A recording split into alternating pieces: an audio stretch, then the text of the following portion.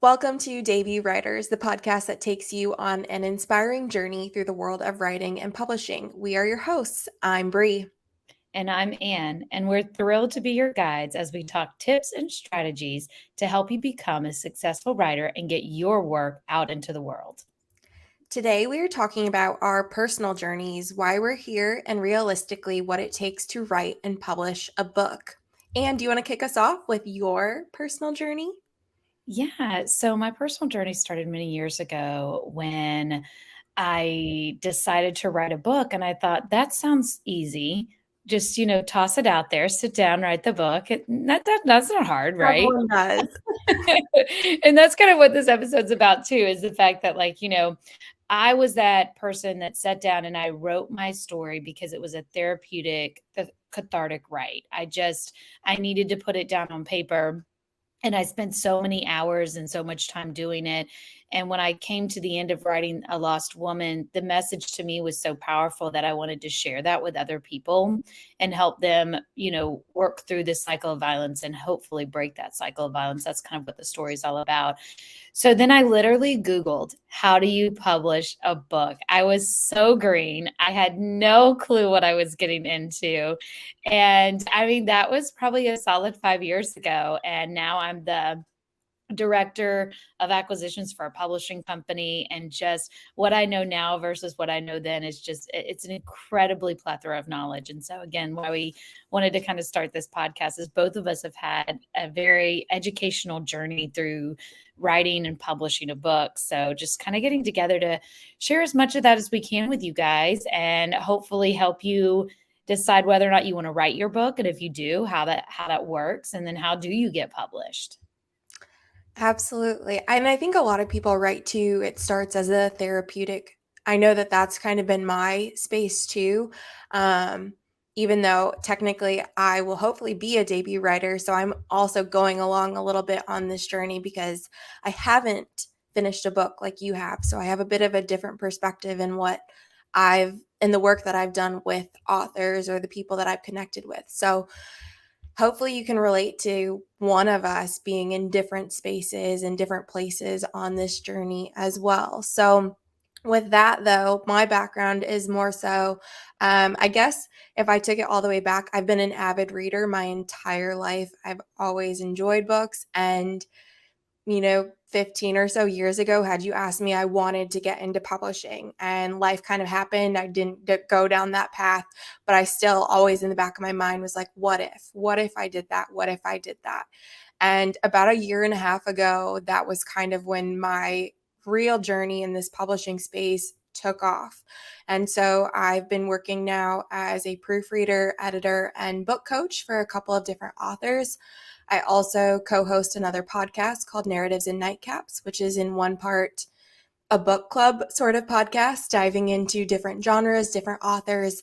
And in the second part, it interviews other authors, people in the publishing industry. And so I've been able to connect with a lot of different people, connect listeners with the authors and the people that are bringing those stories to life through that avenue. So that is a little bit about my background and how we ended up here, and want to share all of the things that we have learned, the mistakes that we've made, and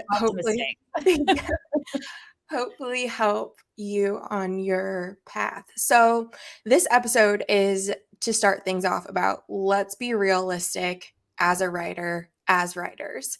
So with that, how many people actually finish a book? So, Brie, I Googled this. There are over 200 million people that dream of writing a book just in the United States. And yet, the number of writers who actually finish their manuscript is only estimated at about 3% of that. And then the only ones who get published is 20% of that 3%. So it's a very exclusive club to publish a book. I know it doesn't seem that way because it seems like every time you turn around, there's dozens and hundreds of books being published out there. There's so many different pathways that an author can take. So in some of those pathways, like self-publishing, have become extremely saturated with books. And in all honesty, anybody can just toss a book up on Amazon now. So a lot of what this series will go over too is how to not do that poorly, because I must confess one of my books is self-published and it was just tossed up there before I knew what I was doing. And it is not a very well done book. You can definitely tell I had no idea what I was doing. So again, here to kind of just like help those 3% of people who are actually going to finish their book. How do you get to the end of the road of that? What are some goals you can set to get there? And then once you get there, what are the next steps? Because honestly, writing your book is going to be the easiest part of this journey. So again, let's be realistic. It might feel like writing your book is the hardest thing, and the time commitment is intense with writing your first book. However, the journey after that, the editing, the publishing, the marketing of your book, selling your book, all of that is really honestly the hard part. I would say that the journey doesn't actually begin until after the book has been written. That's when it really starts. And writing the book is a time commitment, but then also let's be realistic that you need to be prepared for the time that it's going to take to edit that book. And depending on your publishing path, the timeline will vary, but that said, there still is a timeline. I know there are people that do just slap the book up on Amazon, but we want it to be your best work, and that's always going to change. As an author, you're going to evolve and you want to continue to improve. But even starting with your first one, if that's your first impression, you want to be proud of that first one that's going up there. That's what I And would say, Brie. This is your coming out. yeah, Like, some people are so intent on just getting the book out as quickly as possible, starting this journey of being a published author, that they don't consider the fact that, like, if you lose readers with your first book because it's underdeveloped and not well done, that's a reader you could have gained instead of lost. And so you really have to be strategic about what you are putting out there as kind of your coming out party as an author. It does mean a lot.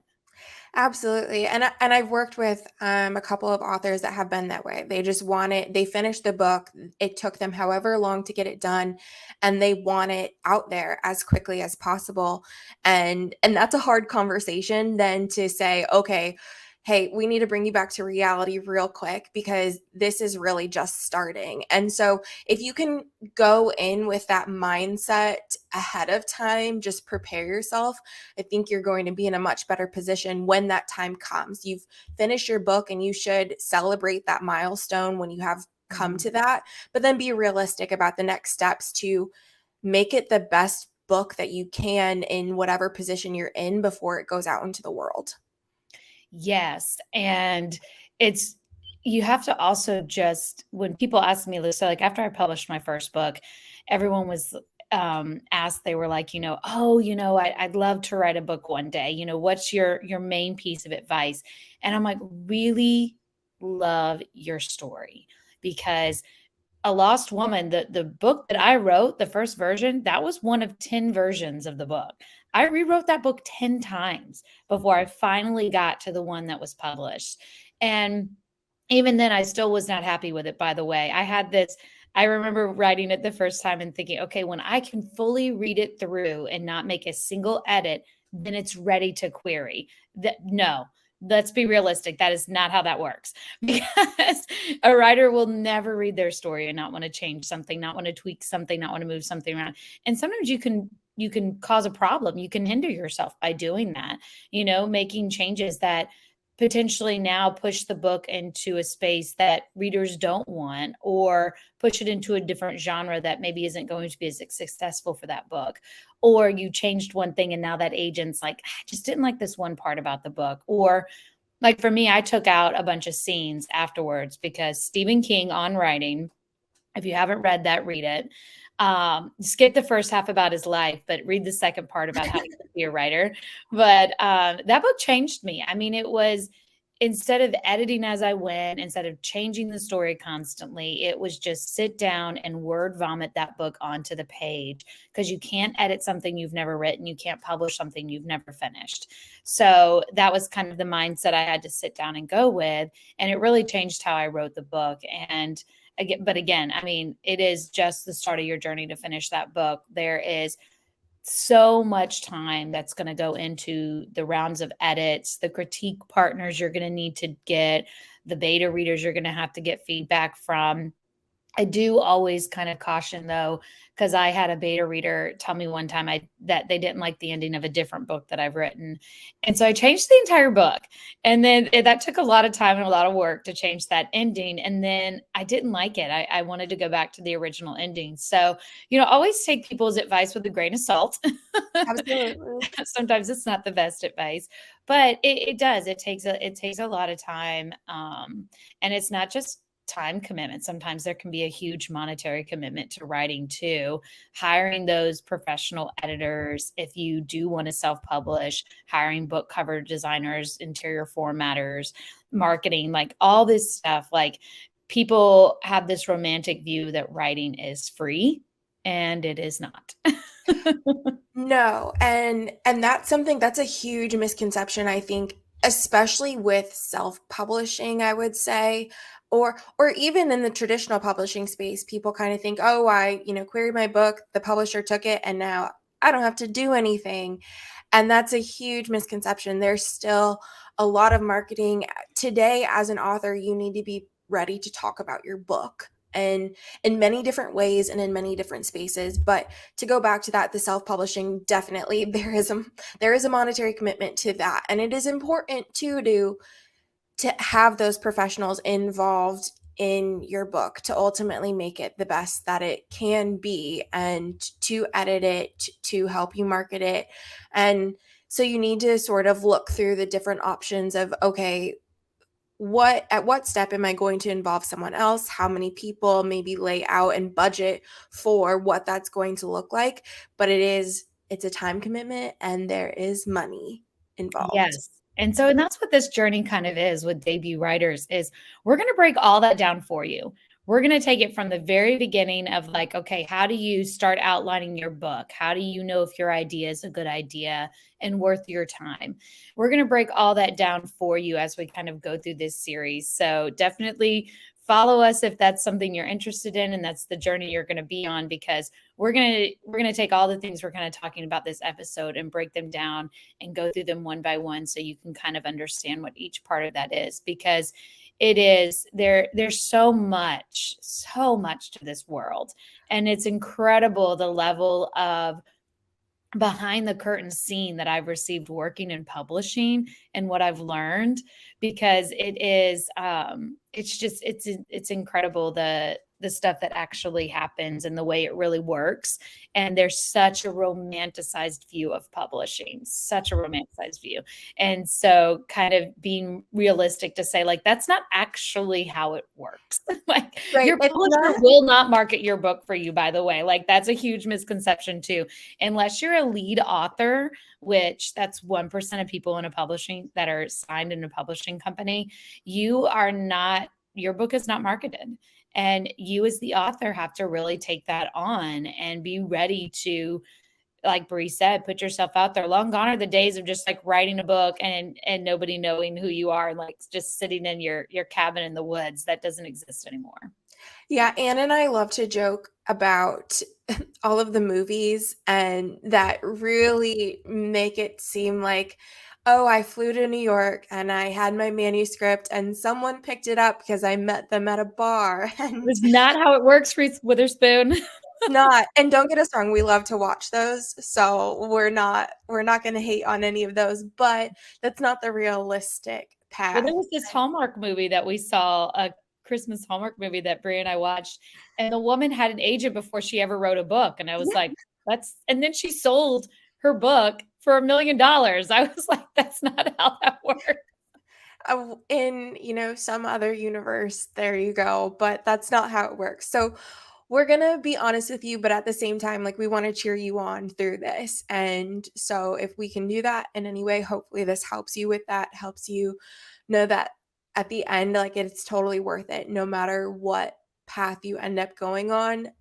But just it's nice to know what you're up against or what you need to do to really get to the finish line. Yes. And so, like, going back when a lot of people ask, like, what is the number one advice? to really love your idea. So, can you write a book from an idea? Of course, everybody like has these ideas and they write it, and it just depends on your process. Some people will take that idea and they'll outline it and they'll be very detailed about it, and that makes for a really good, well developed first draft, in all honesty, and it will help you down the road with your editing process. I am not an outliner. So I am a free writer. So I just sit down and start like writing the book, which makes for a very messy, underdeveloped first draft. And then I have to put more time into the editing. But I also can write a book in a week. So, because I just like sit down and like free write and bullet write the book. And there's bad points in it, there's good points in it. There's times where I'm writing where I'm thinking to myself, this is never staying in the book. This is just awful. Like, I like this. I don't even know what I'm writing anymore because I'm so confused. Because I'm like, as I'm writing, I'm trying to figure out like, I know the beginning, I know the ending, I know where I want to go, but like the characters are kind of developing in the moment with me, and kind of helping me direct that story. So, a vague outline in my head, but nothing more than that. So, And I think that it can change from book to book for every author too, but figuring out what your process is if you are an outliner or if you like to free write. I think I don't know if it was you or if it was Allison Larkin. I think it might have been Allison Larkin when I was speaking with her, and she was like, sometimes I'm just writing and I go, and then this character says something profound and I move on because I'm going to have to come back to it. She was like, but I know that it's there. I know that it goes there, but I don't know what it says. But figuring out how you work as a writer too is just as important. So that is a big conversation that we'll have too, is how to really find yourself as a writer and find what works for you. And then understand too that if this is your first book, it might be one way, but then for your next book, it could change.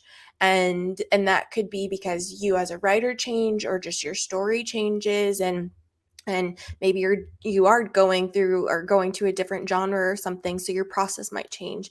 And knowing that too, but figuring out what works for you as a writer, loving your idea, figuring out what works for you too.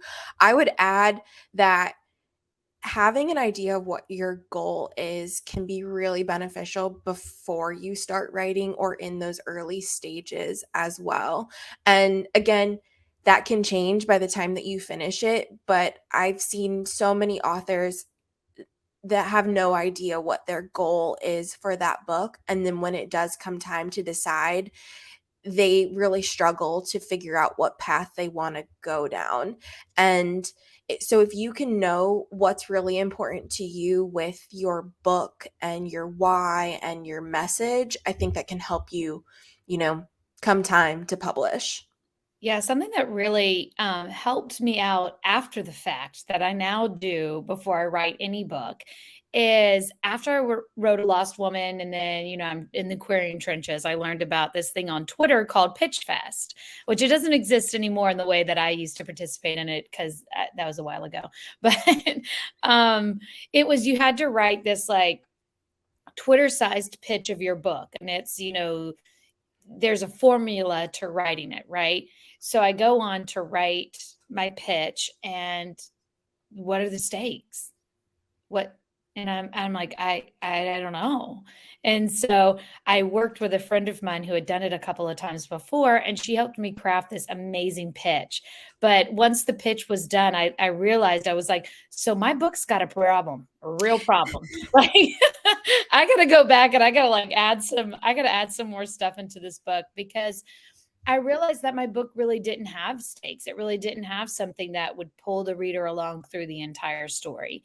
So writing a pitch first sometimes can be really helpful, because it can help you identify where the holes potentially are just in your basic idea in your head, and to let you know, like, hey, this is kind of what readers are going to want from this book. So like, based on the genre, you like can make a pitch from that, and then determine, okay, I need to just make sure I kind of stick within this big broad idea of what this story is going to be.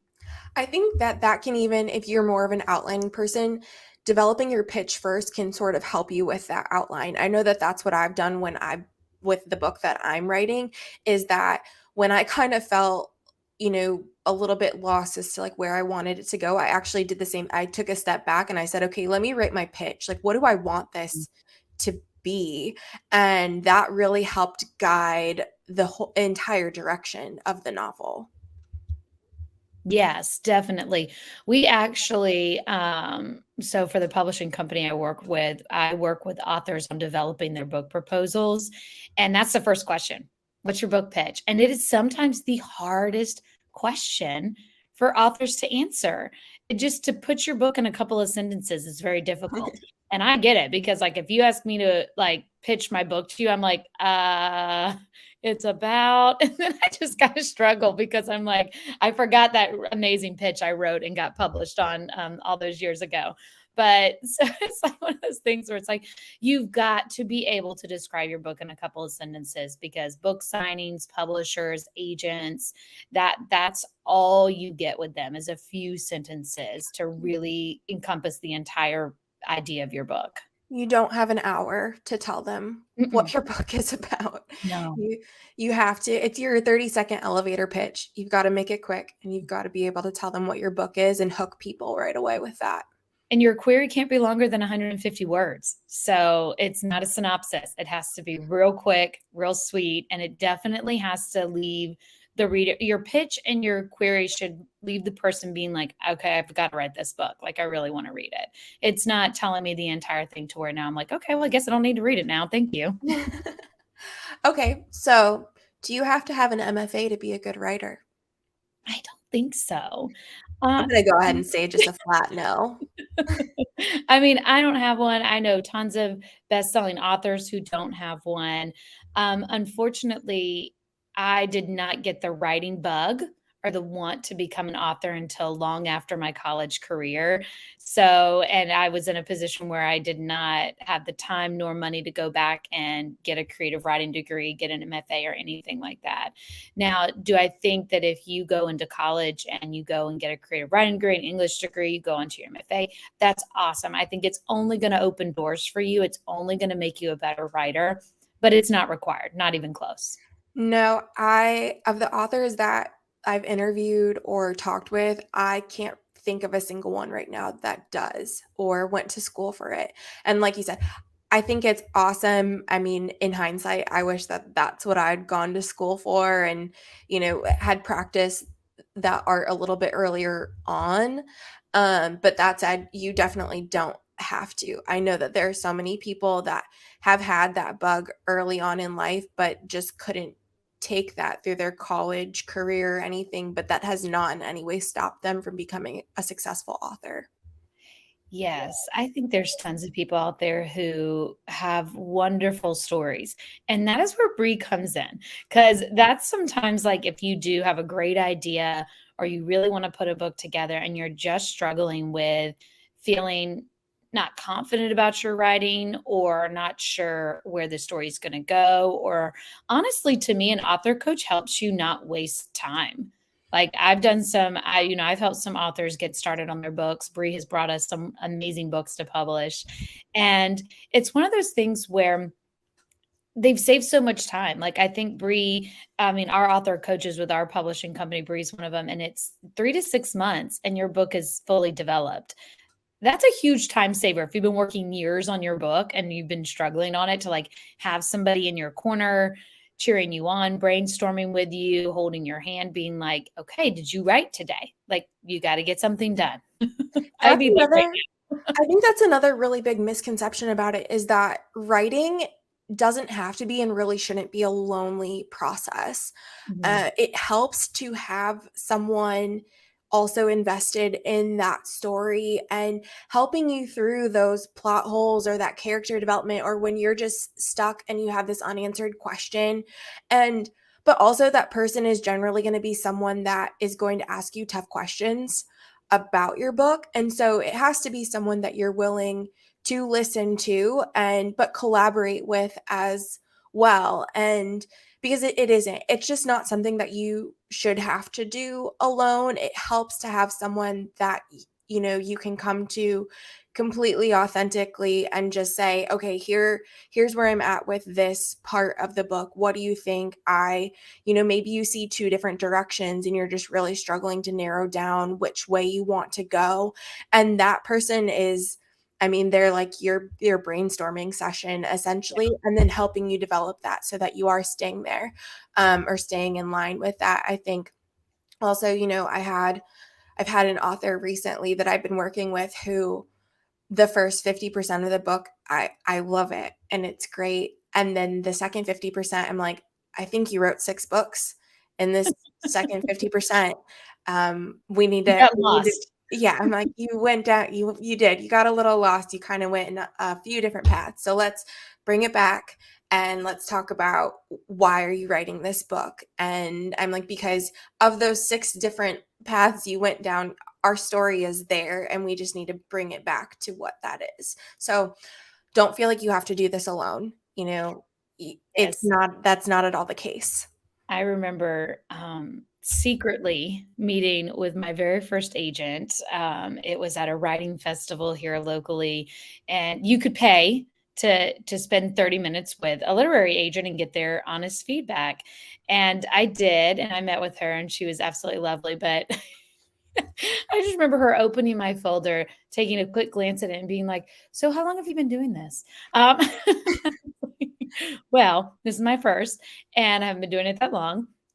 And she's like, "So have you had anybody else read this? Have you shared this with anybody?" And I was like, "No, like I would never tell anybody that I'm writing a book. Like the only person who knew at the time was my husband because he like physically saw me doing it, and asked what I was doing." I was like, "No, like I haven't told anybody that I'm a writer. I'm not part of any writing communities. I haven't even told my family or my close friends." And she was like, "So step one is coming out of the closet and telling people that you are writing a book and that you're a writer, and ask them to read it and ask them to give you their honest feedback." She goes, "I'm not saying you don't have a great story here, but I'm saying that you are a baby basically like in this world, and you need mentorship, you need a parent to help and guide you." I think a lot of people in business and even in this space of publishing and authorship that have done very well along the way have had a mentor, have had somebody that has been successful, that has kind of helped them understand what it takes. It takes a village. And if you think about any book that you read and you look at the acknowledgments, you will see that no one feels like they got that book published on their own. There were people there helping them, guiding them, giving them honest feedback. And that's a hard step to take. I've also been there where, my husband was the only person that knew my hopes and dreams of doing this. And then once you take that, but I promise it'll feel like a weight is lifted. I was even the same way with the podcast too, where I was like, we're not going to tell anyone that we started a podcast. And so the sooner that you can get out of that closet and tell people what you're doing, the better you're going to be. Yes, I mean, this is why I wrote under a pen name, because I was like, "Well, I don't want anybody to know it's me." But then it's so naive because, like we said earlier, you have to become your biggest salesman.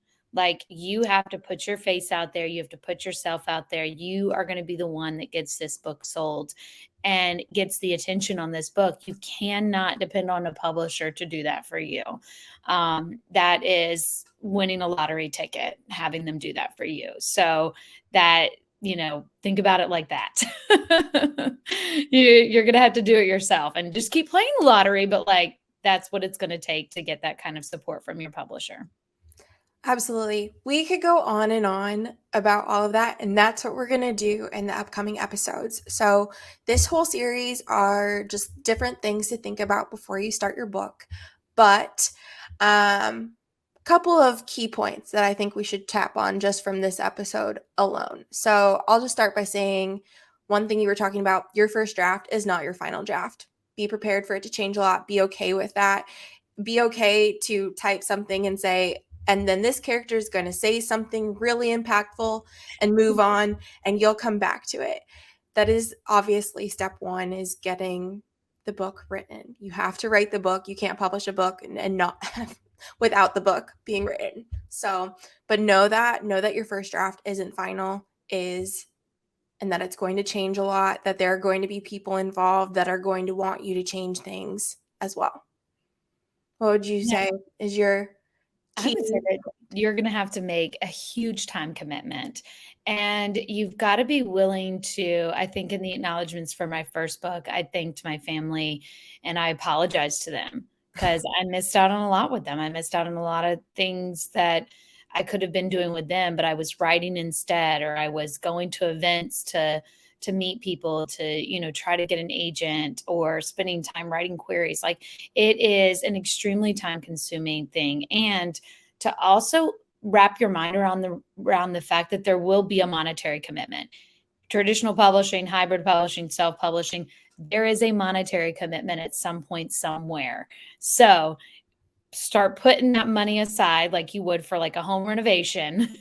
And just be ready to make that time and monetary commitment in the back of your mind. Like, no, like, this is realistically, and that time commitment can be on your space. Like, I try to write an hour a day, and that sometimes is really hard. I commit 1 week every summer to finishing a book. And so it's, setting those goals too for your time commitment, but understanding that you will have to find that time and give something up to do it. Absolutely. There is a bit of a sacrifice component to it. So, figuring that out, figuring out what works for you, I would say listen to the different processes that other authors have taken and then finding where you fit in with that, what's going to work for you. But that's what all this is for. We're going to help you on this journey, help you identify some of those things, talk about our personal experiences, either for ourselves with Anne being a published author, me being a debut writer, and then working with other authors. So we've got some different perspectives to bring to the conversation that we hope will help you as you want to be a debut writer yourself. Yeah. And next week, we're going to be talking about the need to know your why. So we'll talk about why people take the time to write a book and the questions you should ask yourself before you're writing yours. And don't forget to also check out our newsletter for our writing tips and our try this and today's goal.